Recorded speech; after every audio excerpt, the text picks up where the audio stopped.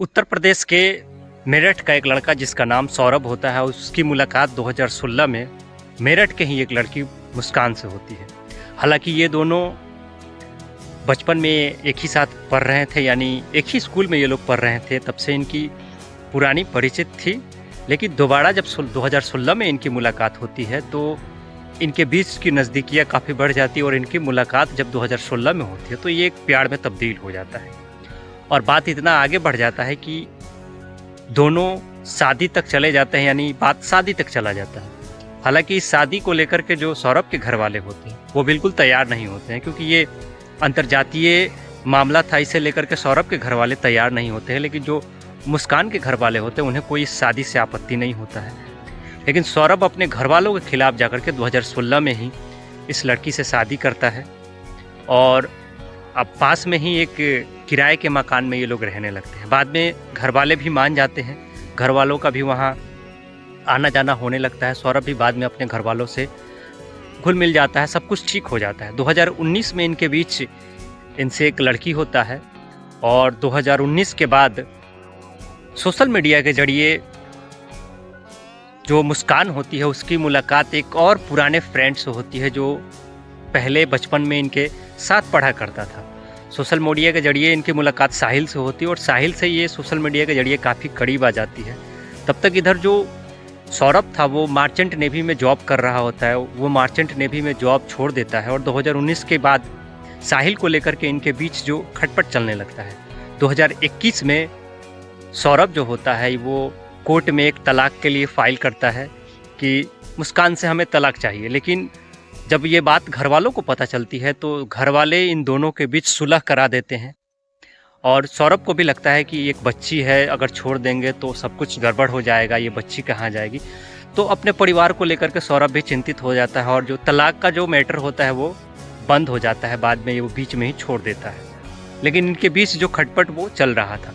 2023 में ये लंदन चला जाता है, किसी अच्छा काम मिल जाता है, चूँकि उधर नेवी मार्चेंट नेवी का जॉब छोड़ चुका था तो लंदन में एक बेकरी में काम करने लगता है जहाँ इसे अच्छे खासे पैसे मिलते हैं। और मुस्कान जो है वो किराए के मकान में रह रही होती है। साहिल जब ये लंदन चला जाता है तो साहिल और मुस्कान के बीच की जो नज़दीकियाँ है वो काफ़ी बढ़ने लगता है। साहिल लगातार इसके रूम पे आना जाना और लगातार आते रहता है।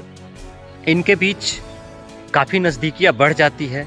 इस बीच साहिल जो है इस मुस्कान को, इस लड़की को नशे की लत लगा देता है, नशे की आदत लगा देता है और ड्रग्स, दारू, शराब जैसे ये लोग अपने कमरे में लेकर के रोज़ यूज़ करते हैं। इन चीज़ों को जो मकान मालिक था वो इन चीज़ों को नोटिस करता है और सौरभ को ये सब चीज़ें बताता है। सौरभ इसके लिए उसके ऊपर गुस्सा भी करता है, लेकिन वो बता चुकी है कि ये मेरा दोस्त है और ये हमारे साथ रहेगा, आएगा जाएगा, इससे तुम्हें कोई दिक्कत नहीं होना चाहिए। इन सब चीज़ों को लेकर के 2023 से लगातार सौरभ जो था वो लंदन में रह रहा था और 2025 में 24 फरवरी को वो वापस आने वाला था। जब वो वापस आने वाला था इसकी खबर यहाँ जो मुस्कान और साहिल थे, जो लगातार करीबियों में थे, रिलेशनशिप में थे, उन्हें इन चीज़ों को पता लगता है कि सौरभ जो है वो अब विदेश से आने वाला है और हमारी जो अयासी चल रही वो बंद हो जाएगी। क्योंकि सौरभ विदेश में था, वहाँ था तो लगातार पैसे भेजता था, हर महीने पैसे भेजता था और उसी पैसे से ये लोग अयासी करते थे। शराब, दारू, ड्रग्स जैसे चीज़ों को ये लोग लगातार लेते थे। लेकिन इन लोगों को लगता है कि जब सौरभ आ रहा है तो ये सब चीज़ें, जो अयासी की चीज़ें हैं वो बंद हो जाएगी। तो ये लोग एक प्लान बनाते हैं सौरभ के आने से तुरंत पहले।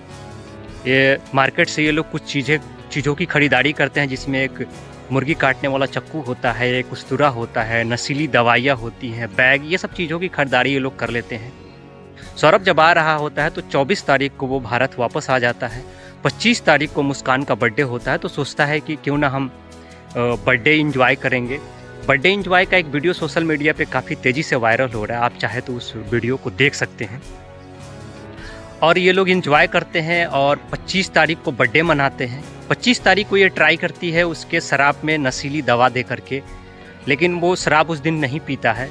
फिर 25 के बाद तुरंत 28 तारीख को इसके बेटी का भी बर्थडे होता है, यानी लगातार 2 बर्थडे। तो ये सोच रहा था कि क्यों ना हम घर चल के सारे बर्थडे को सेलिब्रेट करें। तो 28 तारीख को भी ये लोग ट्राई करते हैं, लेकिन ऐसा कुछ होता नहीं है। तब ये 2 ट्राई इन लोगों का फेल हो जाता है। तब 3 मार्च को खाने में मुस्कान जो है इसकी सौरभ के खाने में नशीली दवाइयाँ मिला देती है, जिससे सौरभ खाने के बाद बेहोश हो जाता है।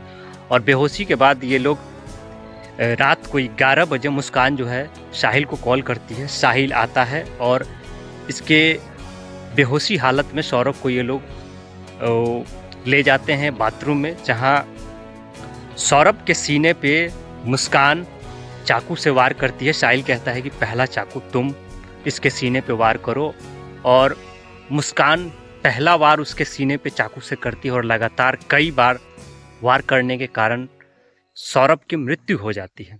उसके बाद ये लोग सौरभ के शरीर को 15 टुकड़ों में काटते हैं, और 15 टुकड़ों में काटने के बाद बाथरूम को पूरी तरह से साफ कर देते हैं, जहां कोई भी निशान ब्लड का नहीं होता है।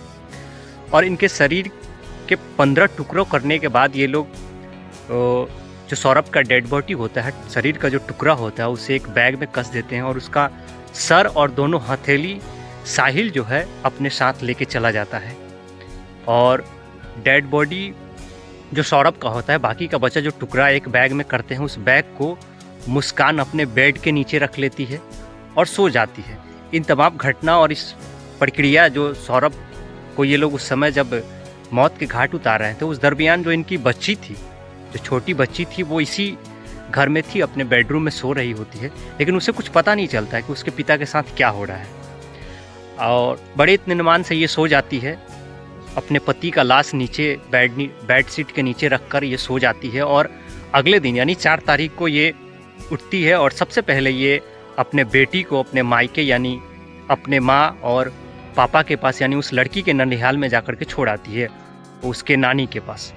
और उसके बाद साहिल के पास जाती है और ये लोग दोनों मिलकर के एक कुछ चीज़ों की शॉपिंग करते हैं, जिसमें एक ड्रम ये लोग खरीदते हैं 4 तारीख को, और सीमेंट खरीदते हैं, रेत खरीदते हैं यानी बालू खरीदते हैं, और ड्रम को ला करके सौरभ का जो डेड बॉडी होता है, और जो साहिल सौरभ के डेड बॉडी का जो एक हिस्सा लेकर के उसका सर और हाथ लेके चला गया था, उसे भी इसके कमरे पे लाते हैं लोग।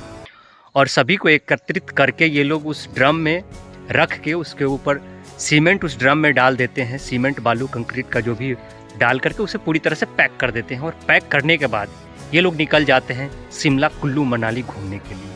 यानी पति का मौत के बाद, पति को मौत के घाट उतारने के बाद ये लोग मौज मस्ती के लिए शिमला कुल्लू मनाली चल जाते हैं। इस दरमियान सौरभ का जो मोबाइल होता है उसे ये लोग लगातार यूज़ करते रहते हैं। वहाँ से मैसेजेस के माध्यम से सौरभ के घर वाले मैसेज करते हैं कि कहाँ हो, तो वहाँ से ये लोग बताते हैं कि मैं घूमने निकल आया हूँ। हालांकि सौरभ तो था नहीं, लेकिन यही लोग मैसेज के माध्यम से सबको बताते थे कि हम यहाँ घूम रहे हैं, वहाँ घूम रहे हैं। और लगातार सोशल मीडिया के जरिए ये जो लड़की थी सौरभ का फ़ोटो अपडेट करती रहती थी, वहाँ का फ़ोटो डालती रहती थी, जिससे लोगों को ये पता चलता था, सौरभ के घर वालों को, कि ये लोग घूमने गए हैं, कुछ दिन में आ जाएंगे। लगातार 4 तारीख से लेकर लगातार 17 तारीख तक ये लोग घूमते हैं, ऐश मौज करते हैं। इसके बीच 14 तारीख को होली के दिन का इनके बीच का एक वीडियो, साहिल और मुस्कान के बीच का एक वीडियो सोशल मीडिया पे वायरल हो रहा है, आप चाहे तो उसे जा कर के देख सकते हैं। 17 तारीख को ये लोग घर वापस आते हैं और सीधे ये लड़की पहुंचती है अपने मायके, अपने माँ बाप के पास। वहाँ उसके जो घर वाले होते हैं वो पूछते हैं कि दामाद जी कहाँ हैं, तुम अकेले आई हो, वो कहाँ हैं। तो ये उधर उधर की बातों में उलझाने का प्रयास करती है, लेकिन जब दबाव दे करके ये लोग पूछते हैं तो वो गुस्से में आके कहती है कि हमने उसे मार दिया है। लेकिन उनको विश्वास नहीं होता है। लेकिन जब ये सीरियसली दबाव दे करके पूछने लगते हैं तो पूरी कहानी बताती है। और 17 तारीख को ये बताती है जिस दिन आती है। 18 तारीख को ये पास के ही पुलिस स्टेशन में अपने बेटी को लेकर के पहुँचते हैं, जहाँ पूरा कहानी पुलिस वालों को ये बताती है। उसके बाद पुलिस वाले उस घर पे पहुँचते हैं जहाँ इन दोनों ने मिलकर घटना को अंजाम दिया था। और वहाँ पुलिस ड्रम को निकालती है और ड्रम को उठा करके लाती है। ड्रम को तोड़ा जाता है, सीमेंट को फोड़ा जाता है। उसके बाद उसमें से सौरभ का डेड बॉडी निकाला जाता है। उसके बाद पुलिस वाले इन दोनों को अरेस्ट कर लेते हैं और अरेस्ट के बाद इन्हें कोर्ट में पेश किया जाता है। जब कोर्ट में ये लोग पेश हो रहे थे, वहाँ जो वकील थे और जो साहिल था उसके ऊपर वहाँ के जो वकील गुस्से में वार करते हैं, इसे पीटने का प्रयास करते हैं, लेकिन तमाम जो वहाँ पुलिस थे इसे बचा करके वहाँ से निकाल देते हैं। अब ये जो पूरा मामला है कोर्ट में है। कोर्ट जो सज़ा देगी वो आगे देखा जाएगा कि कोर्ट क्या सज़ा देती है। लेकिन जो इसके लड़की के घर वाले हैं वो कहते हैं कि कम से कम इस सज़ा के लिए, इस कांड के लिए इन्हें फांसी की सज़ा होनी चाहिए। देश भर से इस कांड के लिए फांसी की सज़ा की मांग हो रही है, लेकिन कोर्ट अपने हिसाब से सज़ा तय करेगा। बाकी इस घटना ने पति और पत्नी के जो मजबूत रिश्ते होते हैं उसे कमज़ोर करने का प्रयास किया है और एक आईना दिखाने का प्रयास किया है।